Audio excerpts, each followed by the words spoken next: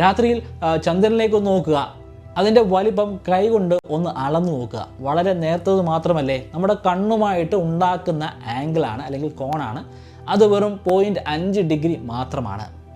നമുക്ക് കണ്ണുകൊണ്ട് രാത്രിയിൽ ആകാശത്ത് കാണാൻ സാധിക്കുന്ന ഏറ്റവും അകലെയുള്ള വസ്തു അത് ആൻഡ്രോമീഡ ഗാലക്സിയാണ്.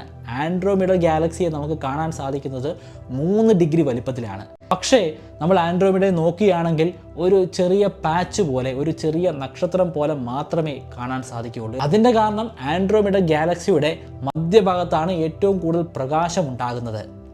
ആ പ്രകാശത്തെ മാത്രമേ നമുക്ക് കണ്ണുകൊണ്ട് കാണാൻ സാധിക്കുകയുള്ളൂ.